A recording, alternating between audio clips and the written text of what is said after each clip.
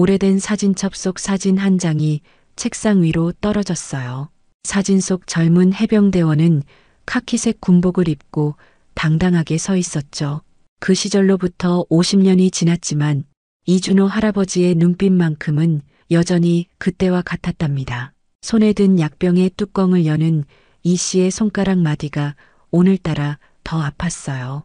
베트남 정글에서 적과 맞닥뜨렸던 그날의 기억처럼 몸 곳곳에 남은 상처들이 날씨가 변할 때마다 욱신거렸죠. 76세의 나이가 무색하게 아직도 새벽 5시면 어김없이 일어나 스트레칭을 하는 게 그의 일과였어요. 군인의 습관은 50년이 지나도 쉽게 사라지지 않는 법이니까요. 주변 사람들은 이 씨의 규칙적인 생활을 신기해했지만 그에게는 당연한 일상이었죠. 몸은 늙었어도 정신만큼은 여전히 그 시절 그대로였거든요.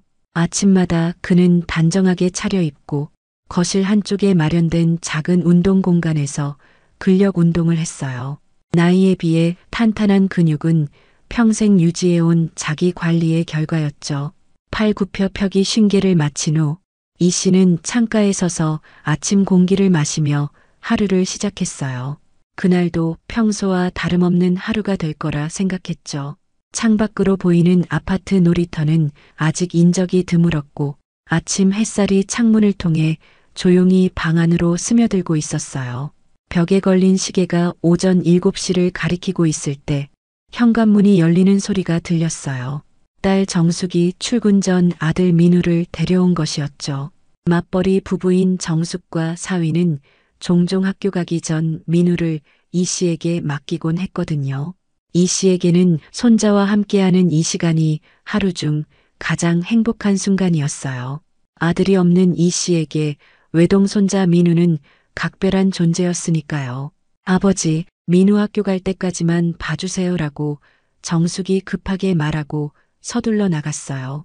이 씨는 손자의 모습을 보려고 몸을 돌렸지만 민우는 이미 작은 방으로 들어가 문을 닫아버렸죠. 요즘 들어 민우의 행동이 조금 이상하다고 느꼈지만 사춘기련이 생각하며 크게 신경 쓰지 않았어요.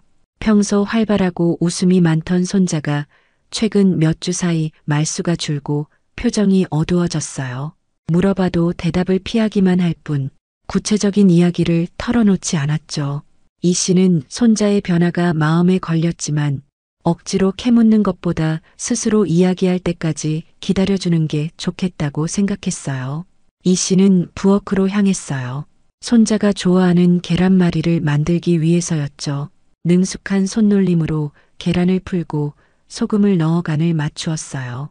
해병대 시절 전우들을 위해 종종 요리를 했던 실력이 지금은 손자를 위한 사랑의 표현이 되었답니다. 식탁에 음식을 차려놓고 민우를 불렀지만 방에서 나오라는 할아버지의 말에 민우는 배가 아프다며 학교에 가기 싫다고 대답했어요. 평소 학교 가기를 좋아하던 아이였기에 이 씨는 이상한 낌새를 느꼈죠. 무언가 심각한 일이 있다는 직감이 들었어요. 해병대 수색대 시절 위험을 감지하는 그의 직감은 동료들의 목숨을 여러 번 구했었죠. 그 직감이 지금 강하게 울리고 있었어요. 평소라면 조금 더 기다려봤겠지만 이번에는 직접 확인해 봐야겠다는 결심이 섰죠. 문을 열고 민우의 방으로 들어가니 침대 위에 이불을 뒤집어 쓴 채 누워있는 손자가 보였어요. 학교에 안 가면 어떡하니라고 이 씨가 걱정스럽게 물었어요. 민우는 대답 없이 이불 속에서 몸을 더 웅크렸죠. 이 씨는 이불을 살짝 들어 올렸어요. 그 순간 할아버지의 심장이 멎는 것 같았죠. 민우의 왼쪽 눈 주변은 검풀은 멍이 들어 있었고 입술은 터져 있었으며 팔에는 누군가 강하게 움켜쥐었던 자국이 선명했거든요. 베트남 전쟁에서 수많은 부상자를 봐왔던 이 씨였지만 손자의 상처를 보는 순간 느껴지는 충격과 분노는 전장의 그것과는 비교할 수 없었어요. 가슴속에서 분노가 치밀어 올랐지만 오랜 군 생활에서 단련된 자제력으로 감정을 억누르고 침착하게 물었죠. 이게 어떻게 된 일이니라고 이 씨가 놀라서 물었어요. 민우는 처음에는 말하기를 거부했지만 할아버지의 진심 어린 걱정에 결국 입을 열었죠. 학교 선배 몇 명이 돈을 요구하며 괴롭힌다는 사실을 떨리는 목소리로 이야기했어요. 벌써 몇 달째 계속되는 일이라고 했죠. 왜 엄마 아빠한테 말하지 않았니? 라고 이 씨가 물었을 때 민우는 울먹이며 부모님이 바빠서 걱정을 끼치고 싶지 않았다고 대답했어요. 또한 이 사실이 알려지면 괴롭힘이 더 심해질까봐 두려웠다고 했죠. 이 씨의 가슴이 아팠어요. 어린 손자가 혼자서 이런 고통을 감내했다고 생각하니 마음이 찢어지는 것 같았거든요. 이 씨의 머릿속에 갑자기 50년 전 기억이 스쳐 지나갔어요. 수색대원으로 베트남 정글에서 적진을 살피던 그 긴장감, 위험에 맞서 동료를 지켜야 했던 책임감이 되살아났죠. 손자의 상처를 보는 순간 그날의 감각이 온몸으로 되돌아왔어요. 한때 그는 국가를 위해 목숨을 걸었지만 지금은 손자를 지키기 위해 무엇이든 할 준비가 되어 있었어요. 그 결심이 그의 눈빛에 서렸죠. 겉으로는 차분함을 유지했지만 속으로는 분노가 끓어오르고 있었죠. 이 씨의 눈빛이 변했어요. 예전 전장에서만 보였던 그 날카로운 시선이 반세기 만에 돌아온 것이었죠. 걱정하지 마. 할아버지가 다 해결해 줄게라고 이 씨가 손자에게 말했어요. 민우는 할아버지의 눈빛이 달라진 것을 느끼고 놀란 듯 했죠. 평소에 자상하고 온화한 할아버지가 아닌 다른 사람이 된 것 같았거든요. 이 씨는 서랍을 열었어요. 오래된 나무 상자를 꺼내 열자 그 안에는 반짝이는 해병대 군번줄과 함께 베트남전 참전 훈장이 놓여 있었죠. 수십 년간 보관해온 이 물건들은 이 씨가 젊은 시절 국가를 위해 헌신했던 증거였어요. 거기에는 또한 그가 해병대 시절 수색작전 중 적의 매복에서 중대원 전원을 구출했던 공로로 받은 무공훈장도 있었어요. 당시 그는 위험을 무릅쓰고 은밀하게 적진의 침투에 중요한 정보를 수집했고 그 정보가 전우들의 생명을 구했던 것이죠. 위력이 아닌 지혜와 전략으로 승리했던 기억이었어요. 손자를 보호하는 것, 이것은 또 다른 형태의 임무였죠. 이 씨는 군번줄을 손에 쥐고 잠시 과거를 회상했어요. 하지만 지금은 전쟁터가 아닌 평화로운 사회, 무력이 아닌 지혜로 문제를 해결해야 한다는 것을 알고 있었죠. 오늘 들려드릴 이야기는 해병대 수색대 출신 할아버지가 학교 폭력에 맞서는 법, 50년 전의 군사 경험을 현대 사회에서 지혜롭게 활용하는 방법, 그리고 진정한 강함의 의미를 찾아가는 여정에 관한 것입니다. 이 씨는 민우에게 오늘은 집에서 쉬라고 말했어요. 그리고 전화기를 들어 딸 정숙에게 전화를 걸었죠. 지금 당장 집에 와야겠다라고 이 씨가 평소보다 낮고 단호한 목소리로 말했어요. 정숙은 아버지의 목소리에서 심각함을 느끼고 곧장 달려오겠다고 대답했죠. 민우가 잠든 사이 이 씨는 베란다에 나가 깊게 생각에 잠겼어요. 해병대 시절 그는 언제나 직접적인 행동보다는 전략과 지혜로 임무를 수행했던 사람이었죠. 지금도 그런 접근이 필요했어요. 복수가 아닌 정의로운 해결책을 찾아야 했으니까요. 손자를 괴롭히는 아이들을 찾아가 직접 겁을 주는 방법이 가장 빠를지 모르지만 그것은 진정한 해결책이 될 수 없다는 것을 이 씨는 알고 있었어요. 임시 방편일 뿐 근본적인 문제 해결이 되지 않을 거라는 생각이 들었죠. 게다가 그런 행동은 오히려 민우에게 또 다른 형태의 폭력을 가르치는 꼴이 될 테니까요. 50년 전 전장에서의 교훈이 지금 손자를 지키는데 어떻게 도움이 될 수 있을지 생각하며 이 씨는 작전을 세우기 시작했어요. 적을 파악하고 지형을 분석하고 전략을 계획하는 것. 이것이 해병대 수색대원으로서 그가 배운 가장 중요한 교훈이었거든요. 이 씨가 베란다에서 생각에 잠겨 있을 때 현관문이 급하게 열리는 소리가 들렸어요. 정숙이 회사에서 급히 뛰쳐나온 듯 숨을 헐떡이며 들어왔죠. 아버지, 무슨 일이에요? 라고 정숙이 걱정스러운 표정으로 물었어요. 이 씨는 딸의 손을 잡고 민우의 방으로 향했죠. 잠든 민우의 얼굴에 난 상처들을 보자 정숙의 얼굴이 창백해졌어요. 이게 어떻게 된 일이에요? 라고 정숙이 놀라서 물었을 때 이 씨는 민우에게서 들은 이야기를 차분히 전했어요. 정숙의 눈에서는 눈물이 흘러내렸고 자책하는 마음에 어깨가 떨렸죠. 바쁘다는 핑계로 아이를 제대로 살피지 못했어요. 라고 정숙이 흐느꼈어요. 이 씨는 딸의 어깨를 토닥이며 자책하지 말라고 위로했죠. 지금 중요한 건 민우를 어떻게 도울지 결정하는 것이라고 말했어요. 학교에 가서 선생님과 이야기해야겠어요. 라고 정숙이 말했어요. 이 씨는 고개를 끄덕이며 함께 가겠다고 했죠. 하지만 정숙은 아버지의 개입이 상황을 복잡하게 만들 수 있다며 만류했어요. 제가 알아서 처리할게요. 라고 정숙이 말했지만 이 씨의 표정은 단호했어요. 내 손자의 일이야. 내가 가만히 있을 수는 없어라고 이 씨가 단호하게 대답했죠. 정숙은 아버지의 성격을 잘 알고 있었어요. 한번 결심한 일은 절대 바꾸지 않는 고집이 있었으니까요.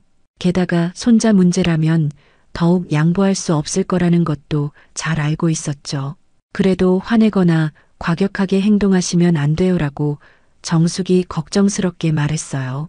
이 씨의 과거 이야기를 알고 있는 정숙은 아버지가 혹시 옛 군인 시절의 방식으로 문제를 해결하려 할까봐 걱정됐던 거죠. 이 씨는 딸의 걱정을 이해했어요. 걱정 마. 내가 해병대에서 배운 건 싸움만이 아니야 라고 이 씨가 차분히 대답했죠.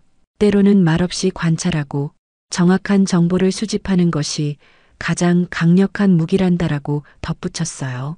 정숙은 아버지의 말에 안심이 되는 듯 했지만 여전히 불안한 마음을 완전히 떨쳐내지는 못했어요.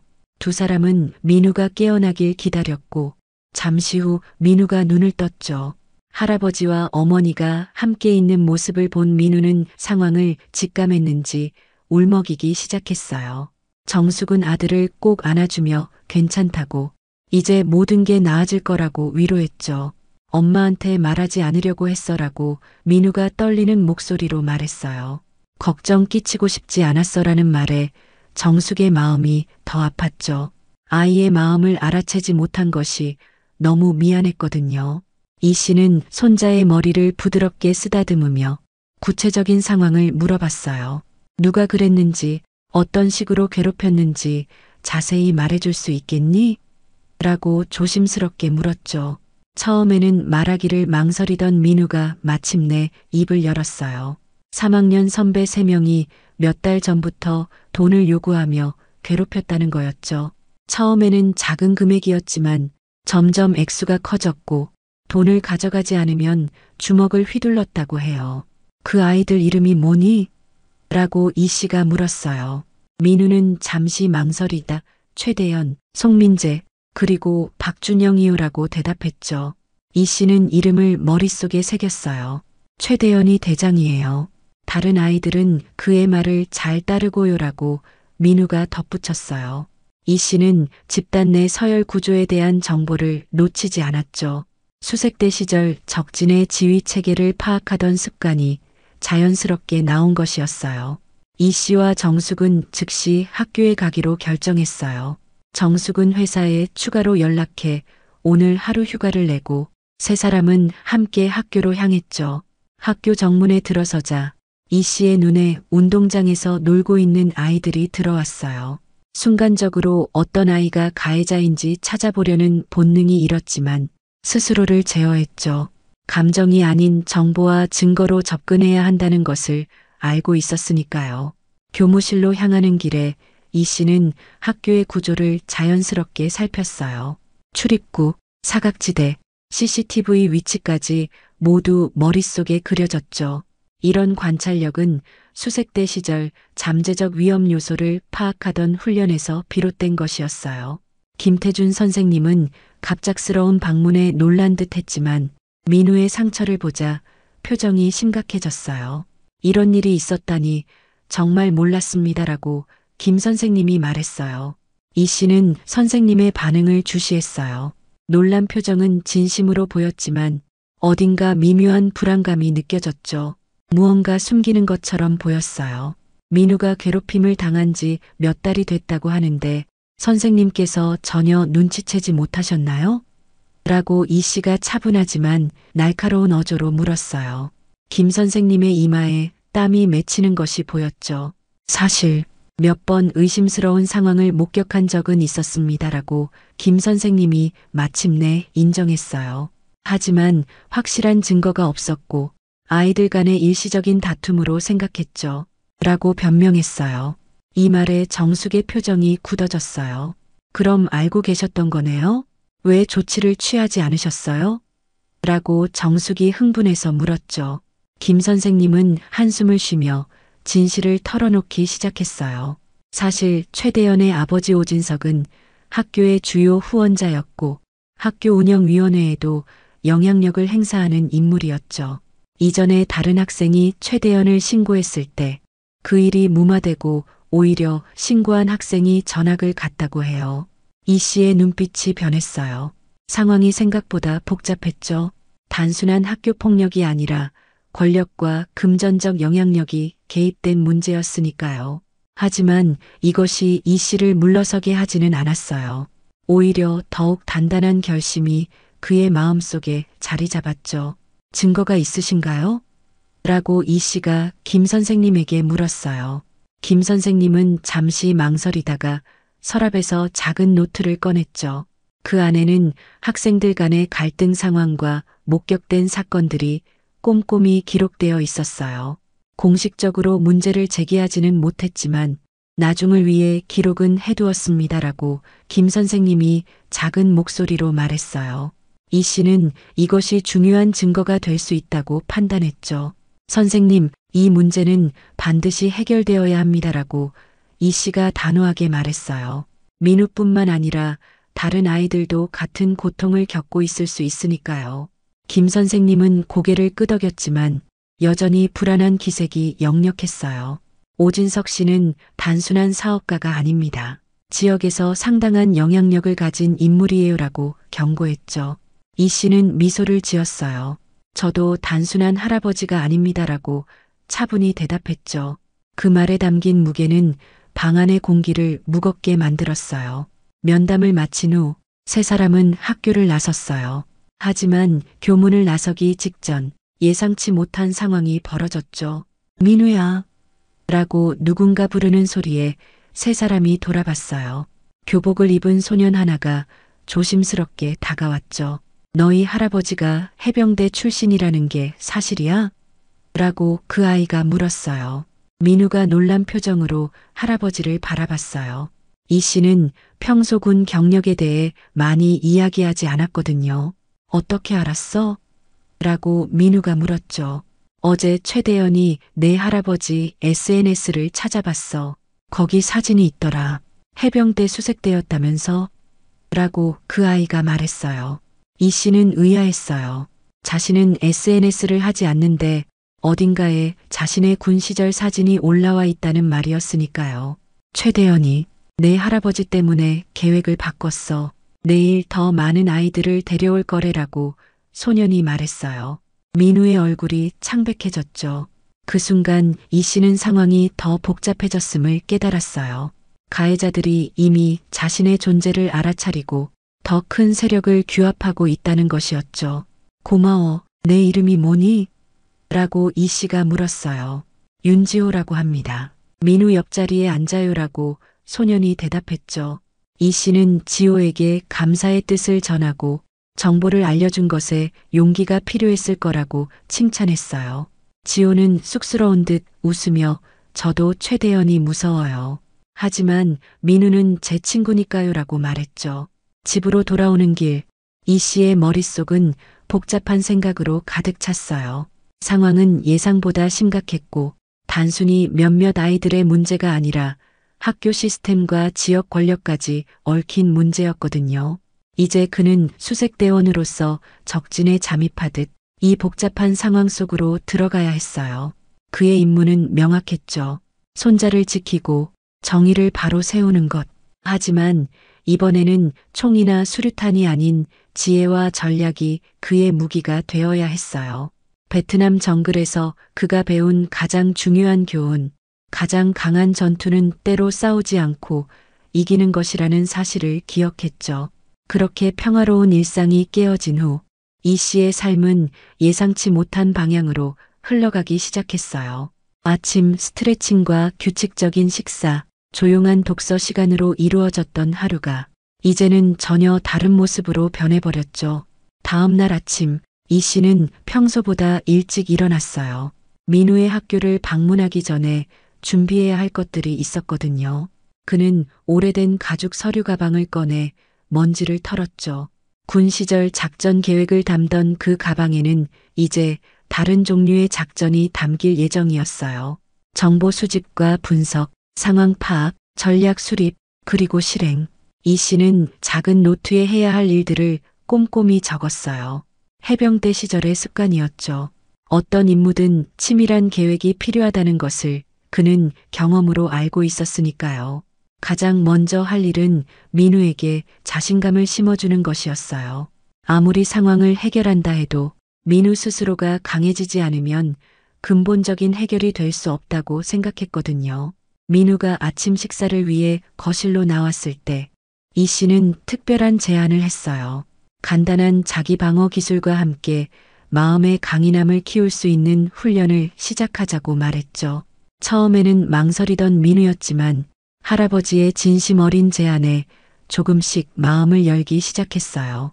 이 씨는 자신감의 첫걸음은 바른 자세라고 말하며 민우의 구부정한 어깨를 바로 펴도록 도왔죠. 당당하게 서 있는 것만으로도 상대방에게 다른 인상을 줄 수 있어라고 이 씨가 설명했어요. 민우는 할아버지의 가르침에 집중했고 거울 앞에서 바른 자세를 연습했죠. 아침 훈련을 마친 후 이 씨는 민우를 학교까지 바래다 주겠다고 했어요. 정숙은 처음에 반대했지만 이 씨가 단순히 멀리서 지켜보기만 할 것이라고 약속하자 마음을 놓았죠. 학교 근처에 도착했을 때 이 씨는 민우에게 작은 호루라기를 건넸어요. 위험할 때는 이걸 불어. 내가 어디서든 듣고 올 테니까라고 이 씨가 말했죠. 그것은 실제로 도움을 주기 위한 것이기도 했지만 더 중요한 것은 민우에게 심리적 안정감을 주기 위한 것이었어요. 민우가 학교로 들어간 후 이 씨는 학교 주변을 천천히 걸었어요. 수색대 시절의 감각이 되살아나 주변 환경을 면밀히 관찰했죠. 학생들이 주로 모이는 장소, 사각지대, 학교 주변의 가게들까지 모든 것을 머릿속에 그렸어요. 그날 오후 이 씨는 다음 단계를 위해 컴퓨터 앞에 앉았어요. 민우의 어머니 정숙에게 부탁해 가해 학생들의 SNS 계정을 찾았죠. 수색대 시절 정보 수집 능력이 디지털 시대에도 유용하게 쓰이는 순간이었어요. 최대현의 SNS에는 비싼 물건들을 자랑하는 사진이 가득했어요. 공개된 정보만으로도 그의 성격과 약점을 어느 정도 파악할 수 있었죠. 이 씨는 모든 정보를 노트에 꼼꼼히 기록했어요. 저녁 식사 후 이 씨는 민우에게 오늘 학교에서 있었던 일을 물었어요. 민우는 평소보다 조금 더 자신감 있게 대답했죠. 오늘은 최대현이 학교에 오지 않았어요 라고 말하며 안도의 표정을 지었어요. 그 말을 들은 이 씨는 생각에 잠겼어요. 최대현이 학교에 오지 않았다는 것은 무언가 계획하고 있을 가능성이 컸죠. 한때 적군의 동향을 예측하던 경험이 이런 상황에서도 도움이 되었어요. 다음 날 아침 이 씨는 민우와의 훈련을 계속했어요. 이번에는 단순한 자세가 아닌 자기 방어를 위한 기본 동작을 가르쳤죠. 폭력을 쓰라는 게 아니야. 위협에서 벗어나는 방법을 알려주는 거야 라고 이 씨가 설명했어요. 민우는 처음보다 훨씬 집중해서 할아버지의 가르침을 따랐어요. 그 과정에서 조금씩 자신감을 되찾아가는 것이 눈에 보였죠. 이것이야말로 이 씨가 원했던 첫 번째 성과였어요.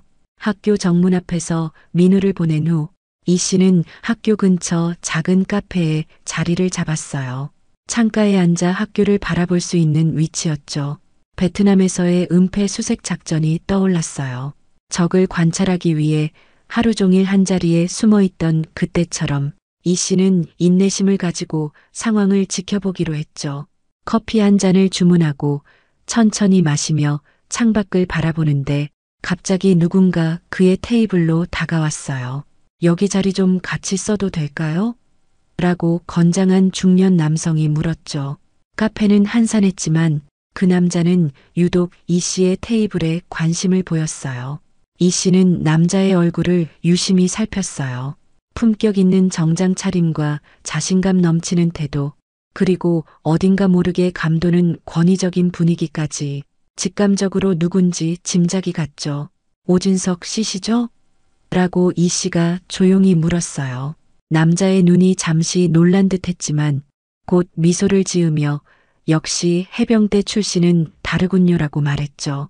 오진석은 자리에 앉으며 이 씨에게 직설적으로 물었어요. 아들 문제에 왜 개입하는지, 그리고 어떤 의도가 있는지 알고 싶다고 했죠. 그의 말투는 겉으로는 공손했지만 그 속에 담긴 경고의 메시지는 분명했어요. 이 씨는 차분하게 민우가 당한 일을 설명했어요. 오진석의 아들 최대현이 어떻게 민우를 괴롭혔는지, 그리고 그것이 단순한 장난이 아닌 학교 폭력이라는 점을 명확히 했죠. 오진석의 표정이 굳어졌어요. 아이들 싸움에 어른이 끼어들 필요는 없지 않습니까? 라고 말하며 이 씨에게 이 문제에서 손을 떼라는 암시를 주었죠. 그리고 해병대 출신이라는 배경을 가진 사람이 폭력적으로 문제를 해결하려 한다면 좋지 않은 결과를 낳을 거라는 우회적인 협박도 덧붙였어요. 이 씨는 미소를 지었어요. 50년 전 적진에 잠입했을 때도 이런 위기가 있었죠. 그때의 경험이 지금 이 순간 그에게 침착함을 유지할 수 있게 해주었어요. 진석 씨, 오해가 있으신 것 같네요. 라고 이 씨가 차분히 대답했어요. 해병대에서 제가 배운 것은 싸움이 아니라 전략입니다. 그리고 가장 중요한 것은 동료를 지키는 것이었죠. 오진석의 눈빛이 흔들렸어요. 이 씨의 차분함이 예상 밖이었던 것 같았죠. 제가 원하는 건 단 하나입니다. 아이들이 서로를 존중하며 지내는 것, 폭력이 아닌 대화로 문제를 해결하는 법을 배우는 것이죠. 라고 이 씨가 말했어요. 그리고 이 씨는 결정적인 한마디를 덧붙였죠. 만약 이것이 자녀 교육에 대한 생각의 차이라면 우리 단둘이 자리를 마련해 좀 더 진지하게 이야기해 보는 것도 좋겠습니다. 이 씨의 말에는 분명한 함의가 담겨 있었어요. 공개적으로 이 문제를 다룰 수도 있다는 암시였죠. 지역에서 영향력 있는 사업가인 오진석에게는 달갑지 않은 제안일 테니까요. 오진석은 잠시 생각하더니 자리에서 일어났어요. 마치 전장에 있는 것처럼 말씀하시는군요라고 비꼬듯 말하며 우리 아들은 제가 잘 교육하겠습니다라고 덧붙였죠. 오진석이 떠난 후 이 씨는 깊은 생각에 잠겼어요. 상대방의 성격과 약점을 어느 정도 파악했고 이제 다음 단계로 나아갈 시간이었죠. 카페를 나온 이 씨는 학교 정문 앞으로 걸어갔어요. 때마침 학교 시간이었고 아이들이 줄지어 나오고 있었죠. 민우를 기다리던 이 씨의 눈에 익숙한 얼굴이 들어왔어요. 어제 정보를 주었던 민우의 친구 윤지호였죠. 지호는 이 씨를 발견하고 다가왔어요. 주변을 경계하듯 살피더니 작은 목소리로 말했죠. 최대현이 내일 방과 후 민우를 처리하겠다고 큰 소리쳤다는 것이었어요. 이번에는 학교 밖 사각지대에서 기다리겠다는 계획도 들었다고 했죠. 그런데 지호가 전해준 정보 중 가장 충격적인 것은 따로 있었어요. 최대현이 자기 아버지에게 이 씨에 대해 말했고 아버지가 걱정 말라. 내가 다 해결할 거다라고 말했다는 것이었죠. 이 정보는 이 씨에게 중요한 의미가 있었어요. 오진석이 자신을 찾아온 것이 우연이 아니라 계획된 행동이었음을 확인한 셈이니까요. 그리고 더 중요한 사실은 오진석이 아들의 행동을 제지하기보다는 해결사 역할을 자처했다는 점이었죠. 지호에게 정보에 감사하다는 말을 전하고 이 씨는 민우를 찾았어요. 평소보다 밝은 표정으로 나오는 민우를 보며 안도했죠. 오늘은 어땠어? 라고 이 씨가 물었어요. 민우는 수줍게 웃으며 오늘 수학 시간에 손을 들어 발표했다고 말했어요. 작은 변화였지만 이 씨는 그것이 민우의 자신감이 조금씩 회복되고 있다는 신호임을 알고 있었죠. 집으로 가는 길 이 씨는 민우에게 내일 방과 후에 바로 집으로 오라고 당부했어요. 구체적인 이유를 말하진 않았지만 민우는 할아버지의 말을 따르겠다고 약속했죠. 집에 돌아와 저녁 식사를 마친 후 이 씨는 정숙에게 상황을 설명했어요. 오진석과의 만남, 그가 암시한 위협, 그리고 내일 있을지 모르는 위험에 대해 모두 털어놓았죠. 정숙은 걱정스러운 표정으로 경찰에 신고하자고 제안했어요. 하지만 이 씨는 아직은 때가 아니라고 말했죠. 증거가 부족했고 오진석의 지역 영향력을 생각하면 신고가 오히려 상황을 악화시킬 수 있었으니까요. 내게 계획이 있어라고 이 씨가 말했어요. 베트남 전쟁 당시 적진 깊숙이 들어가 중요한 정보를 수집했던 특수작전 방식을 떠올렸죠. 직접적인 충돌 없이 승리를 이끌어냈던 그 경험이 지금 필요했어요. 그날 밤 이 씨는 자신의 군복이 담긴 오래된 상자를 꺼냈어요. 그 안에서 작은 녹음기를 찾아냈죠. 수색 작전 중 적의 대화를 녹음하던 장비였어요. 오랜 세월이 지났지만 여전히 작동했고 이제 새로운 임무를 위해 준비되었죠. 다음 날 아침 이 씨는 비상계획을 세우기 시작했어요. 만약의 상황에 대비한 여러 시나리오를 머릿속에 그렸죠.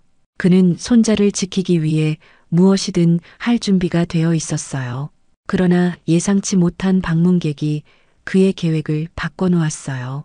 현관 초인종이 울렸고 문을 열자 김태준 선생님이 서 있었죠. 그의 표정은 심각했고 손에는 서류 봉투를 들고 있었어요. 말씀드릴 중요한 것이 있습니다라고 김 선생님이 긴장된 목소리로 말했어요. 잠시 숨을 돌릴 수 있을 것 같았지만 그것은 더 큰 폭풍의 전조에 불과했어요. 김태준 선생님을 거실로 안내하며 이 씨는 그의 긴장된 모습에서 무언가 심각한 일이 벌어졌음을 직감했죠. 무슨 일이신지요? 라고 이 씨가 차분하게 물었어요. 김 선생님은 주변을 살피듯 시선을 돌리더니 봉투를 열어 서류 몇 장을 꺼냈죠. 이것은 최대현의 이전 학교에서 보내온 학생 기록입니다라고 말했어요. 그 서류에는 충격적인 내용이 담겨 있었어요. 최대현은 이전 학교에서도 심각한 학교 폭력 가해자였고 결국 강제 전학 조치를 받았다는 사실이었죠. 하지만 모든 기록은 오진석의 영향력으로 인해 은폐되었다고 해요. 이걸 어떻게 구하셨어요? 라고 이 씨가 물었어요. 김 선생님은 잠시 망설이다 이전 학교 교사와 연락이 닿았습니다. 그분도 이 상황이 계속되는 것을 원치 않으셨죠? 라고 대답했어요. 김 선생님은 더 충격적인 정보를 전했어요. 오진석이 학교 이사회에 압력을 넣어 자신을 해고하려 한다는 소문이 있다는 거였죠. 저는 제 일자리보다 아이들이 더 중요합니다라고 김 선생님이 말했어요. 이 씨는 그의 용기에 감사했지만 동시에 상황이 더 위험해졌음을 깨달았어요. 오진석은 생각보다 더 강경하게 나오고 있었고 이제 이 문제는 단순한 학교 폭력을 넘어 권력의 남용과 은폐라는 더 큰 문제로 번져가고 있었으니까요. 김 선생님이 떠난 후 이 씨는 녹음기를 점검했어요. 내일 있을지 모를 상황에 대비해 모든 것을 준비해야 했죠. 베트남 전쟁 때처럼 장비 점검은 생존의 기본이었으니까요. 그날 밤 이 씨는 오래된 악몽에 시달렸어요. 1969년 베트남 메콩델타 지역 수색 작전 중 판단 실수로 동료를 잃었던 그날의 기억이었죠. 식은땀을 흘리며 잠에서 깬 이 씨는 창가로 다가가 깊은 숨을 내쉬었어요. 50년이 지났지만 그날의 기억은 여전히 그를 괴롭혔어요. 판단 한 번의 실수가 돌이킬 수 없는 결과를 낳았던 경험은 이번 상황에서도 그를 더욱 신중하게 만들었죠. 민우의 안전을 위해 어떤 실수도 용납할 수 없었으니까요. 아침이 밝았고 이 씨는 평소보다 더 진지하게 민우와의 훈련에 임했어요. 오늘은 내가 위험에서 벗어나는 방법을 알려줄게라고 말하며 효과적인 탈출 경로와 도움을 요청하는 방법을 가르쳤죠. 할아버지, 전 이제 괜찮아요라고 민우가 말했어요. 할아버지처럼 강해지고 싶어요라고 덧붙이며 결연한 표정을 지었죠. 이 말에 이 씨의 가슴이 뭉클해졌어요. 하지만 동시에 무거운 책임감도 느꼈죠. 민우가 자신을 롤모델로 여기고 있다는 것은 그만큼 자신의 행동이 중요하다는 의미였으니까요. 무력이 아닌 지혜로 이 상황을 해결해야 한다는 결심이 더욱 굳어졌어요. 학교 앞에서 민우를 배웅한 후 이 씨는 작은 카페에 다시 자리를 잡았어요. 전날과 같은 자리였죠. 녹음기를 주머니에 넣고 모든 상황에 대비하며 학교를 주시했어요. 오전 수업이 한창일 때쯤 예상치 못한 방문객이 다시 나타났어요. 오진석이었죠. 그러나 이번에는 혼자가 아니었어요. 건장한 체격의 남성 2명이 그의 뒤를 따랐죠. 다시 뵙게 되네요. 이준호 씨라고 오진석이 말했어요. 이번에는 어제와 달리 존중의 뉘앙스가 전혀 없는 말투였죠.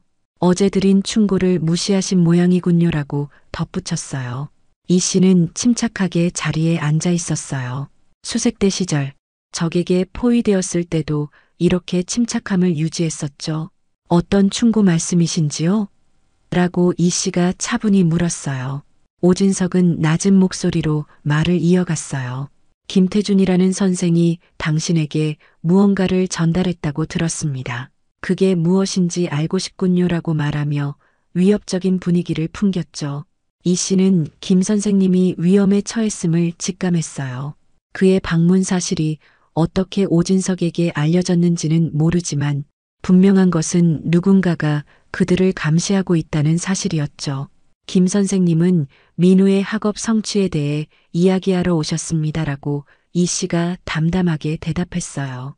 진실을 감추는 것이 김 선생님을 보호하는 방법이라고 판단했거든요. 오진석의 눈이 가늘어졌어요.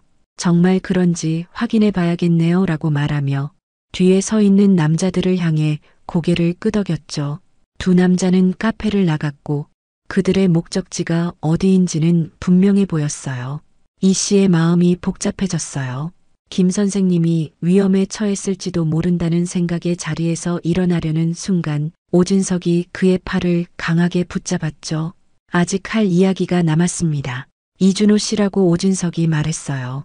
이제 그의 태도에서는 모든 가식이 사라졌고 적나라한 위험만 남아 있었죠. 내 아들을 건드리는 사람은 이 동네에서 살아남기 힘듭니다라고 말하며 지역에서의 자신의 영향력을 강조했어요. 사업체 여럿을 소유하고 있고 정치인들과도 깊은 관계가 있다는 사실도 암시했죠. 이 씨는 묵묵히 그의 말을 들었어요. 베트남 전쟁 당시 적에게 포로로 잡혔을 때도 이렇게 침착함을 유지했었죠. 공포가 아닌 전략적 사고가 그를 구했던 것처럼 지금도 감정이 아닌 이성으로 대응해야 한다는 것을 알고 있었으니까요. 오진석이 대화를 마치며 마지막 경고를 했어요. 당신과 당신 가족이 평화롭게 살고 싶다면 이 일에서 손을 떼는 게 좋을 겁니다라고 말했죠. 그리고 카페를 나가며 한마디를 덧붙였어요. 특히 손자분이 더 다치지 않길 바라신다면 말이죠. 그 말을 들은 순간 이 씨의 가슴에 분노가 치밀었어요. 하지만 그는 감정을 억누르고 자리에서 일어났죠. 지금은 김 선생님을 찾아야 할 때였으니까요. 학교로 향하는 길에 김 선생님에게 전화를 걸었지만 응답이 없었어요. 이 씨의 불안감이 커져갔죠. 학교에 도착해 교무실로 갔지만 김 선생님은 그곳에 없었어요. 김 선생님을 찾습니다라고 이 씨가 다른 교사에게 물었어요. 방금 전에 급하게 나가셨어요. 무슨 일이 생겼는지 얼굴이 창백했답니다라는 대답이 돌아왔죠. 이 씨는 학교 주변을 살피며 김 선생님을 찾았어요. 그리고 마침내 학교 뒤편 주차장에서 그를 발견했죠. 오진석의 부하들로 보이는 두 남자가 김 선생님을 에워싸고 있었어요. 학창 시절 자신이 괴롭힘 당했던 기억이 떠올랐어요. 당시에는 도움을 줄 사람이 없었지만 지금 김 선생님은 달랐죠. 이 씨는 주저없이 그들에게 다가갔어요. 선생님을 괴롭히는 건 여기서 끝내시죠라고 이 씨가 차분하게 말했어요. 두 남자는 돌아보며 비웃었고 그중 한 명이 이 씨에게 다가왔죠. 그때였어요. 민우가 친구들과 함께 주차장 쪽으로 걸어오고 있었어요. 체육 시간이 끝나고 교실로 돌아가는 길이었나 봐요. 이 씨는 상황이 심각하게 악화될 수 있음을 직감했죠. 민우가 상황을 목격하면 심각한 충격을 받을 것이고 이 씨가 싸움에 휘말린다면 그것이 민우에게 어떤 영향을 미칠지 걱정됐어요. 폭력으로 문제를 해결하는 모습을 보여준다면 민우에게 잘못된 메시지를 줄 수도 있었으니까요. 이 씨의 머릿속에 베트남 전쟁 당시의 기억이 스쳐 지나갔어요. 전우를 구하기 위해 무모하게 행동했다가 오히려 더 큰 피해를 입었던 그날, 지휘관이 했던 말이 떠올랐죠. 감정이 아닌 전략으로 싸워라. 때로는 물러서는 것이 이기는 방법이다. 순간의 판단으로 이 씨는 소리 없이 주머니에서 녹음기를 작동시켰어요. 그리고 김 선생님에게 눈짓을 했죠. 상황을 악화시키지 않고 정보를 수집하는 것, 그것이 지금 할 수 있는 최선의 전략이었어요. 무슨 일이세요? 라고 민우가 가까이 다가와 물었어요. 이 씨는 빠르게 상황을 정리했죠. 아무 일도 아니야. 우리 잠시 김 선생님과 이야기 중이었단다라고 대답했어요. 두 남자는 민우를 보자 태도를 바꿨어요. 다음에 다시 뵙겠습니다. 선생님이라고 말하며 자리를 떠났죠. 하지만 그들의 눈빛에서 이것이 끝이 아니라는 메시지가 읽혔어요. 김 선생님은 여전히 떨고 있었어요. 괜찮으세요? 라고 이 씨가 물었죠. 김 선생님은 고개를 끄덕였지만 그의 표정에서는 공포가 읽혔어요. 내 말을 들어줘서 고마워라고 이 씨가 민우에게 말했어요. 이제 교실로 돌아가렴이라고 덧붙였죠. 민우는 잠시 망설이다 교실 방향으로 걸어갔어요. 민우가 떠난 후 김 선생님이 떨리는 목소리로 말했어요.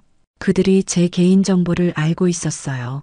가족에 대한 이야기까지 했습니다. 어떻게 이런 일이? 이 씨는 김 선생님을 진정시키며 말했어요. 증거가 있어야 합니다. 오진석의 위협을 녹음했으니 이제 경찰에 신고할 수 있어요. 김 선생님의 얼굴이 창백해졌어요. 그게 쉽지 않을 것 같습니다라고 말하며 고개를 떨구었죠. 오진석은 지역 경찰서와도 연결되어 있습니다. 신고해도 묻힐 가능성이 커요. 이 상황은 이 씨가 베트남에서 겪었던 어려움보다 더 복잡했어요. 적과 아군의 구분이 명확했던 전쟁과 달리 이곳에서는 누가 적이고 누가 아군인지 알기 어려웠으니까요. 그날 오후 더 충격적인 소식이 들려왔어요. 김태준 선생님이 갑자기 휴직계를 제출했다는 것이었죠. 이유는 개인 사정이었지만 실제로는 오진석의 압력 때문이라는 것을 이 씨는 알고 있었어요. 집으로 돌아온 이 씨는 깊은 고민에 빠졌어요. 지금까지의 계획이 흔들리고 있었죠. 김 선생님은 물러났고 오진석의 위협은 점점 노골적으로 변하고 있었어요. 그리고 무엇보다 민우의 안전이 위협받고 있었죠. 이대로 물러설 수는 없어라고 이 씨가 중얼거렸어요. 베트남에서의 가장 중요한 교훈을 떠올렸죠. 때로는 정면 돌파가 필요하다. 적의 심장부로 직접 들어가는 것. 이 씨는 결심했어요. 오진석을 직접 만나 대화해야겠다고 말이죠. 하지만 이번에는 그의 방식대로, 그의 영역에서가 아니라 이 씨의 방식대로 해야 했어요. 녹음기를 확인하며 오진석의 위협이 선명하게 담겨 있음을 확인했어요. 이것은 중요한 증거였지만 아직은 충분하지 않았죠. 더 결정적인 증거가 필요했어요. 그리고 이 씨는 베트남 전쟁 당시 가장 위험했던 작전을 떠올렸어요. 적의 심장부에 홀로 잠입해 중요 정보를 빼내온 그 작전처럼 이번에도 위험을 감수해야 할 때가 온 것 같았죠. 모든 것이 끝난 듯 했어요. 하지만 진짜 중요한 순간은 이제부터였답니다. 그날 밤 이 씨는 오랜만에 군복을 꺼내 바라보았어요. 낡고 빛바랜 해병대 군복이었지만 그 안에 담긴 의미는 여전히 선명했죠.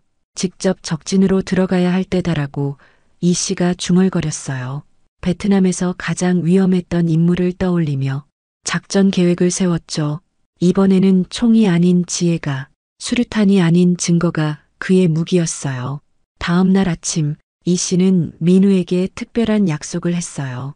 오늘은 학교가 끝나면 바로 집으로 와야 해.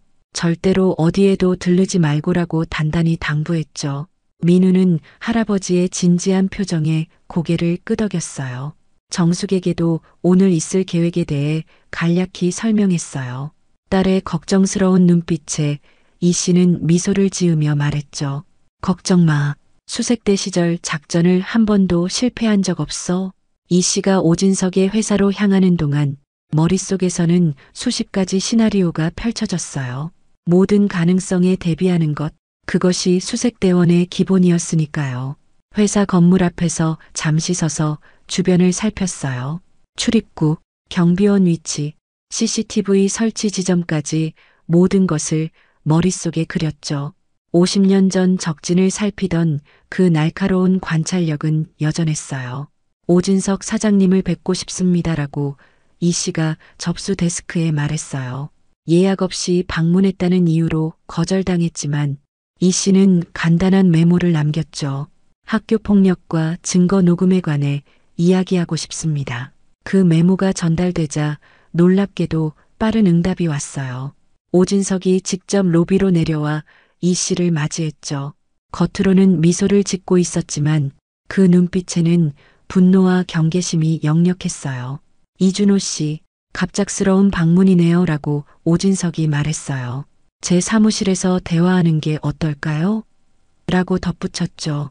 이 씨는 조용히 고개를 끄덕였어요. 적의 본거지로 들어가는 것은 위험했지만 때로는 그것이 가장 효과적인 전략이 되기도 하니까요. 엘리베이터를 타고 올라가는 동안 이 씨는 주머니 속 녹음기를 확인했어요. 작동 중인지 확인하고 최악의 상황에 대비해 비상 탈출 경로도 머릿속에 그렸죠. 오진석의 사무실은 넓고 호화로웠어요. 창밖으로는 도시 전경이 내려다 보였고 벽에는 정치인들과 함께 찍은 사진이 걸려 있었죠. 그의 영향력이 어느 정도인지 짐작할 수 있었어요. 자, 이제 무슨 이야기를 하고 싶으신지 들어보죠라고 오진석이 말했어요. 그의 목소리에는 자신감과 함께 미묘한 위협이 담겨 있었죠. 이 씨는 차분하게 말을 시작했어요. 학교 폭력은 지금 당장 멈춰야 합니다라고 단호하게 말했죠. 그리고 녹음기를 꺼내 테이블 위에 올려놓았어요. 이게 뭐죠? 라고 오진석이 물었어요. 증거입니다라고 이 씨가 대답했죠. 당신의 위협, 김태준 선생님에 대한 압력, 그리고 학교 폭력을 은폐하려는 시도까지 모두 담겨 있습니다.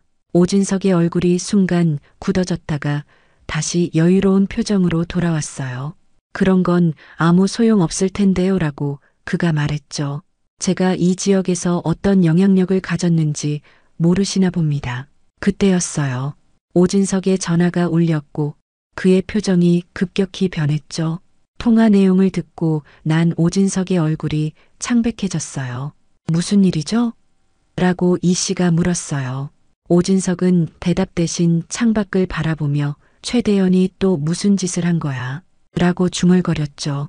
그 순간 이 씨의 가슴이 철렁 내려앉았어요. 민우에게 무슨 일이 생겼을지도 모른다는 불안감이 엄습했죠. 즉시 자리에서 일어나 민우에게 전화를 걸었어요. 하지만 전화는 받지 않았고 불안감은 더욱 커져갔어요. 무슨 일인지 말해보세요라고 이 씨가 단호하게 물었어요. 오진석은 잠시 침묵하다가 사실을 털어놓았죠. 최대현이 민우와 다른 학생들을 학교 뒤편 창고로 불러냈다는 내용이었어요. 이 씨는 즉시 학교로 향했어요. 오진석도 그를 따라 나섰죠. 차 안에서 오진석은 충격적인 이야기를 털어놓았어요. 자신이 어린 시절 심한 학교 폭력을 당했고 그래서 아들이 그런 약자가 되지 않도록 강하게 키우려 했다는 거였죠. 하지만 그게 아들을 가해자로 만든 거군요라고 이 씨가 말했어요. 오진석은 고개를 떨구었죠. 지금이라도 바로잡을 수 있습니다라고 이 씨가 덧붙였어요. 학교에 도착했을 때 두 사람은 곧장 창고로 향했어요. 멀리서 아이들의 소리가 들렸고 뭔가 심각한 상황이 벌어지고 있음을 직감했죠. 창고 문을 열자 충격적인 광경이 펼쳐졌어요. 최대현과 다른 두 학생이 민우와 몇몇 친구들을 둘러싸고 있었죠. 그런데 예상과 달리 민우는 겁에 질린 모습이 아니었어요. 민우는 당당하게 서서 최대현을 마주보고 있었어요. 이제 그만하자라고 민우가 차분하게 말하는 소리가 들렸죠. 이 씨가 가르쳐준 대로 바른 자세로 위축되지 않고 상대를 똑바로 바라보고 있었어요. 최대현이 민우에게 다가서려는 순간 이 씨와 오진석이 나타났어요. 대현아, 라고 오진석이 소리쳤고 모든 아이들이 그 방향을 바라봤죠. 최대현의 얼굴이 창백해졌어요. 자신의 아버지가 그곳에 있다는 사실이 충격이었나 봐요. 아, 아버지, 라고 더듬거리며 말했죠. 이 씨는 민우에게 다가가 어깨에 손을 얹었어요. 괜찮니? 라고 물었고 민우는 고개를 끄덕였죠. 그리고 놀랍게도 할아버지, 제가 해결하고 있었어요 라고 말했어요. 민우의 자신감 있는 모습에 이 씨는 가슴이 뭉클해졌어요. 불과 며칠 전까지만 해도 겁에 질려 학교에 가기 싫어하던 아이가 이제는 스스로 문제를 해결하려 하고 있었으니까요. 오진석이 아들에게 다가갔어요. 내가 이런 짓을 하고 있었던 거니? 라고 충격받은 목소리로 물었죠. 최대현은 변명하려 했지만 이미 모든 것이 명백했어요. 폭력으로 문제를 해결하려 했던 내 방식이 너에게 잘못된 영향을 미쳤구나 라고 오진석이 말했어요. 아들을 바라보는 그의 눈에는 실망과 함께 후회의 빛이 어렸죠. 최대현은 처음으로 자신의 행동을 부끄러워하는 듯 했어요. 특히 아버지 앞에서 자신의 모습이 드러난 것이 큰 충격이었나 봐요. 사과해야지라고 오진석이 말했고 최대현은 마지못해 민우에게 사과했어요. 진심은 아니었지만 적어도 시작이었죠. 이 씨는 모든 아이들에게 말했어요. 진정한 강함은 다른 사람을 괴롭히는 데 있지 않아. 자신의 두려움을 이겨내고 옳은 일을 위해 목소리를 내는 데 있는 거란다. 그의 말을 들으며 아이들의 표정이 조금씩 바뀌어 갔어요. 그동안 침묵했던 방관자들도 뭔가를 깨달은 듯 했죠. 창고를 나오면서 오진석이 이 씨에게 말했어요. 제가 잘못 생각했네요. 해병대 출신이라고 해서 폭력적으로 문제를 해결할 거라 생각했는데 오히려 더 지혜로운 방법을 택하셨군요. 이 씨는 미소를 지으며 대답했어요. 해병대에서 배운 가장 중요한 교훈은 전투가 아니라 동료를 지키는 것이었습니다. 그리고 때로는 가장 어려운 싸움이 자신과의 싸움이라는 것도요. 학교 사무실에서 오진석은 교장에게 사과했어요. 그리고 아들의 행동에 대한 책임을 인정하며 김태준 선생님의 복직과 학교폭력 근절을 위한 지원을 약속했죠. 이 씨와 민우가 집으로 돌아가는 길, 민우가 할아버지에게 물었어요. 할아버지, 어떻게 그렇게 용감해질 수 있었어요? 이 씨는 잠시 생각에 잠겼다가 대답했어요. 진정한 용기는 두려움이 없는 것이 아니라 두려움에도 불구하고 옳은 일을 하는 거란다. 베트남 전쟁 중에도 나는 항상 두려웠어. 하지만 동료를 지켜야 한다는 책임감이 그 두려움보다 컸지. 할아버지처럼 되고 싶어요라고 민우가 말했고 이 씨는 손자의 머리를 쓰다듬었어요. 넌 이미 충분히 용감해. 오늘 내가 최대현에게 맞서는 모습을 봤으니까. 그날 저녁 정숙이 퇴근하고 돌아왔을 때 이 씨는 모든 일을 설명했어요. 오진석과의 대화, 학교 창고에서의 상황, 그리고 민우의 변화까지.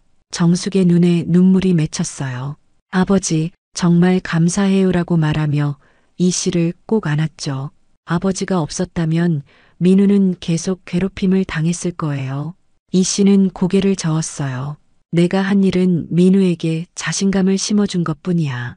진짜 용기를 보여준 건 민우 자신이었어. 저녁 식사 후 이 씨는 베란다에 나가 별이 빛나는 하늘을 바라봤어요. 베트남 정글에서 밤하늘을 올려다보며 동료들을 생각했던 그 시절이 떠올랐죠.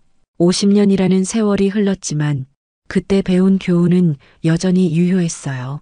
적과 맞서는 용기보다 더 중요한 것은 자신의 두려움과 맞서는 용기라는 것. 그리고 무엇보다 진정한 승리는 적을 물리치는 것이 아니라 평화를 지키는 것이라는 사실을 그렇게 오랜 기다림과 갈등은 끝이 났어요. 이제 남은 것은 새로운 시작이었죠. 창고에서의 사건이 있은 지 일주일이 지났을 때 학교에는 많은 변화가 일어나고 있었어요. 김태준 선생님이 복직했고 오진석은 학교 폭력 방지를 위한 기금을 설립했어요. 그리고 가장 놀라운 변화는 최대현에게서 나타났죠. 처음에는 마지못해 사과했던 그가 이제는 진정으로 자신의 행동을 반성하기 시작했거든요. 이 모든 변화의 중심에는 이 씨가 있었어요.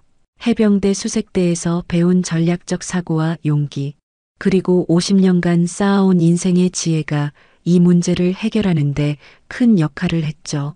어느 날 오후 민우가 학교에서 돌아왔을 때 이 씨는 베란다에서 화분에 물을 주고 있었어요. 민우는 평소보다 활기찬 모습으로 할아버지에게 달려왔죠. 할아버지, 오늘 제가 발표를 했어요. 라고 민우가 자랑스럽게 말했어요. 학교 폭력 예방에 관한 발표를 자원에서 했다는 것이었죠. 그리고 놀랍게도 최대현도 그 발표에 참여했다고 해요. 이 씨는 민우의 머리를 쓰다듬으며 미소 지었어요. 불과 몇 주 전까지만 해도 학교에 가기 싫어하던 손자가 이제는 앞장서서 발표까지 하는 모습을 보니 가슴이 뭉클했거든요. 저녁 식사 시간, 정숙이 특별한 소식을 가져왔어요. 학교에서 학부모 회의가 있었는데 오진석이 공개적으로 사과하고 변화를 약속했다는 것이었죠. 더 놀라운 것은 오진석이 이 씨에게 감사 인사를 전했다는 사실이었어요. 아버지가 문제를 지혜롭게 해결해 주셔서 정말 감사해요라고 정숙이 말했어요.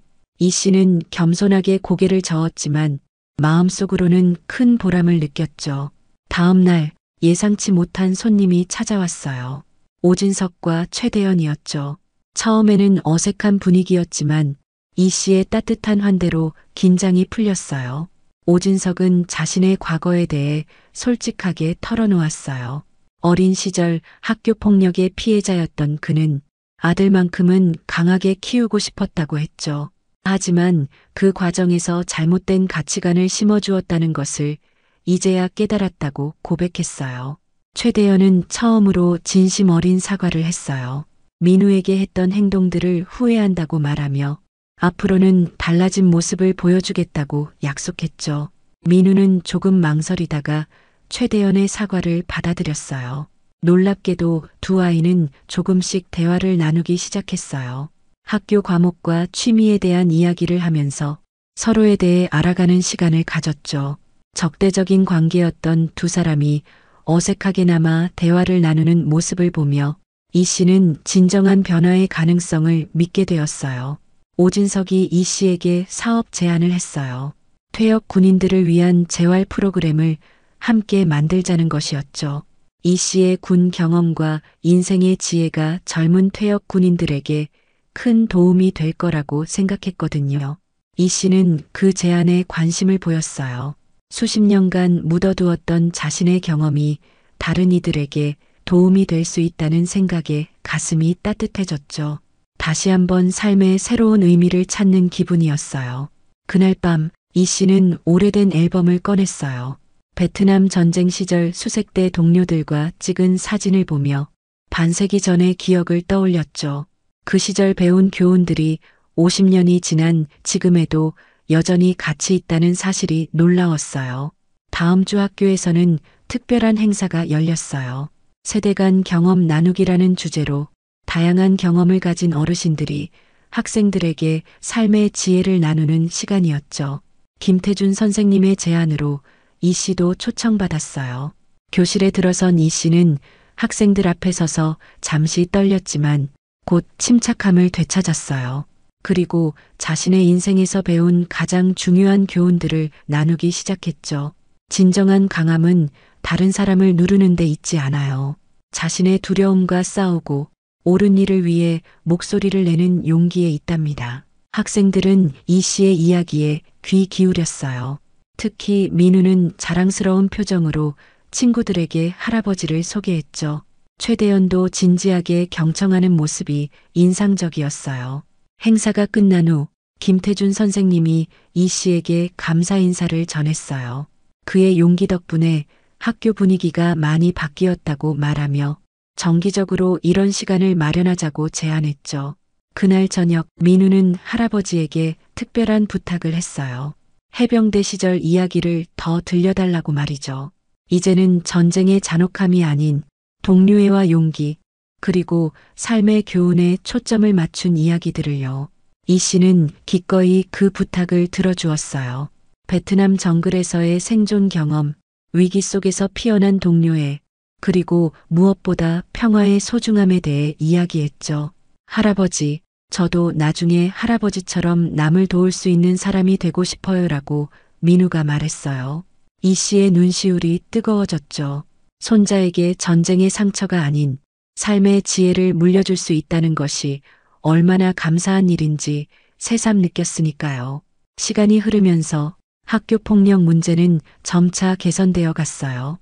완전히 사라진 것은 아니었지만 이제는 누구나 문제를 제기할 수 있는 분위기가 조성되었고 방관자들도 적극적으로 목소리를 내기 시작했죠. 민우와 최대현은 여전히 가장 친한 친구는 아니었지만 서로를 존중하는 법을 배워나갔어요. 가끔은 함께 축구를 하기도 하고 학교 프로젝트를 같이 하기도 했죠.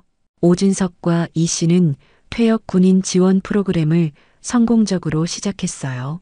많은 퇴역 군인들이 이 씨의 이야기에 공감하며 자신들의 경험을 사회에 긍정적으로 환원하는 방법을 찾아갔죠. 이 씨에게 있어 이번 일은 단순히 손자를 돕는 것 이상의 의미가 있었어요.